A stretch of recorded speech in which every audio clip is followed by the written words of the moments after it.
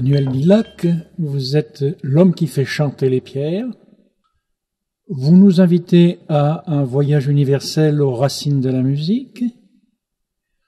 On dit de vous que vous êtes un magicien des sons de la préhistoire. Mais quand on voit l'importance des matériaux que vous utilisez en concert, on se dit qu'il y a là un long travail de recherche.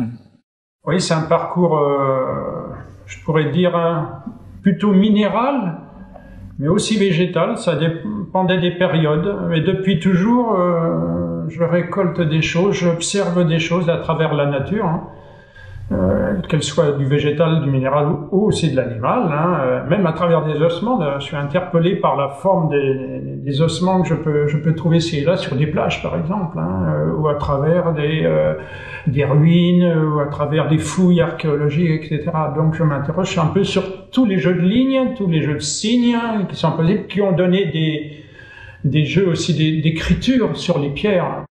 Je dis peut-être que l'homme aussi, à un moment donné, s'est inspiré des écrits de la nature et s'est dit, moi aussi, je peux écrire puisque je peux tailler, et puis j'entends sonner aussi des éclats de silex, par exemple, ça sonne.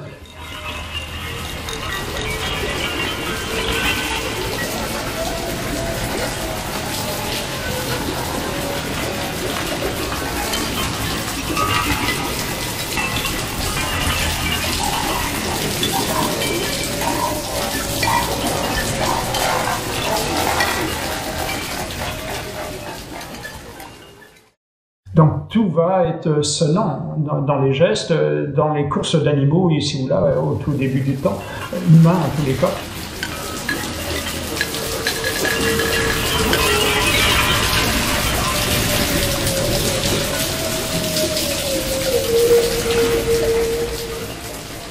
Moi, il m'a été donné d'avoir plutôt l'aspect minéral des choses, mais aussi dans la couleur, bien sûr, dans la matière en tous les cas. Je plonge en fait dans la matière, dans tous ces écrits, pour me révéler à la fois qui je suis. Un peu les questions de Gauguin, d'où sommes-nous, d'où venons-nous, et puis qu'est-ce qu'il y a derrière tout ça, qu'est-ce qui a pu engendrer tout ça, quels sont les gestuels en fait qui ont donné tout ça. Et là, il suffit de prendre le dictionnaire.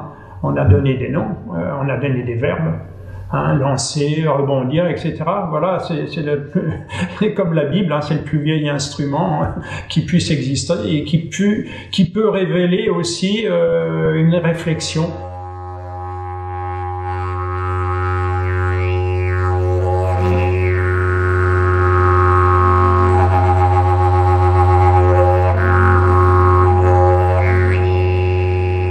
Quand vous faites une percussion sur les pierres, il y a une mélodie ou c'est la gestuelle qui... Alors ça, c'est une question intéressante, justement. Moi, je pars du principe que tout m'est donné, toute la musique a été donnée, toutes les musiques ont été données. Je me suis aperçu que, suivant tel ou tel grain, vous aviez des sonorités africaines. Et suivant les gestuels, bien sûr, vous aviez des sonorités africaines ou asiatiques ou autres, voilà. Et ces gestes qui sont toujours basés sur des verbes, par rapport à des verbes, font ressurgir parfois et des rythmes profonds, qui sont en moi, mais je me rapproche des choses à tel point que je colle à l'objet, en fait.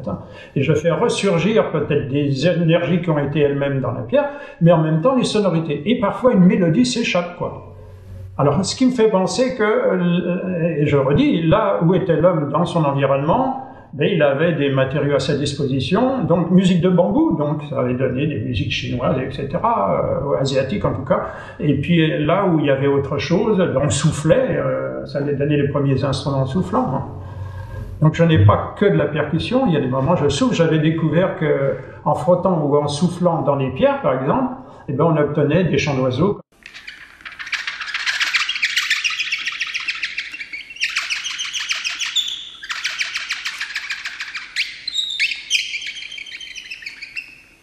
Donc j'ai des pierres oiseaux dans lesquelles je souffle, j'imite la chouette, j'imite les pigeons colombiers, les pigeons ramiers, etc. Donc le premier appôt pour l'homme et instrument pour la chasse, pour s'approcher, apprivoiser ou s'approcher pour chasser aussi. Il fallait se nourrir. Donc tout ça, cet aspect archéologique aussi de naissance de l'être humain et puis de tous les êtres et puis de la Terre m'intéresse profondément, quoi. Mais vous privilégiez, si j'ai bien compris, les percussions plutôt que les instruments avant. Ben, tout ce qui est souffle, c'est pierre ou c'est branches creusées par les insectes à l'état brut. Hein. Donc ici, j'ai trouvé des branches de pommier, de poirier, dans lesquelles je soufflais, et dans la pierre. Et voilà, je soufflais, puis je faisais le souffle continu sans m'en apercevoir. Et puis j'ai appris tout à fait incidemment que les aborigènes d'Australie soufflaient dans des branches d'eucalyptus creusées par les termites.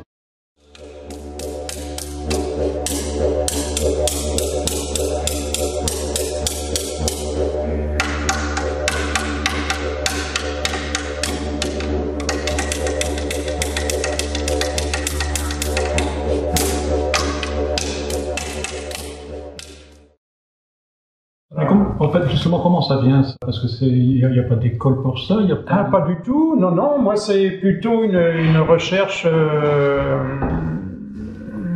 presque mystique. Enfin, bon, j'essaie de découvrir quel est le visage ou les visages qui sont derrière toutes ces créations, tous ces jeux que nous reproduisons.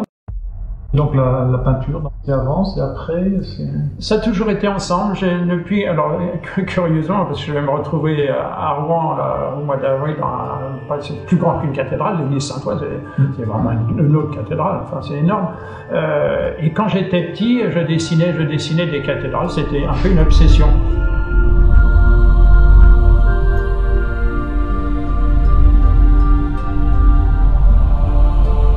Travailler sur les énergies, sur les jeux de lignes possibles, sur les jeux de segments possibles, tracés, écrits, signes, et ensuite j'enduis avec des sablages différents qui donnent lieu aussi à des assemblages de points, de traits à la peinture cette fois, en utilisant aussi bien les peintures antiques, les sédiments, que des peintures acryliques, vinyliques, peintures à l'huile, etc.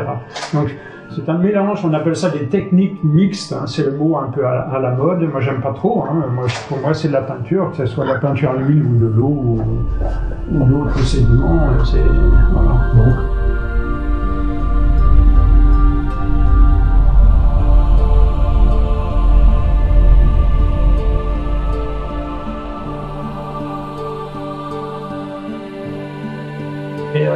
ça m'intéresse pas de jouer les vedettes. Ce qui m'intéresse, c'est que la Terre soit vedette. C'est de révéler un peu tout ce qu'il y a derrière tout ça, quoi. Donc je reste pas superficiel, je vais profondément au creux des vagues, des remous, et j'essaie de percevoir tous ces mouvements secrets de l'univers, hein, qui nous dominent, qui nous dépassent, qui nous ont fait naître.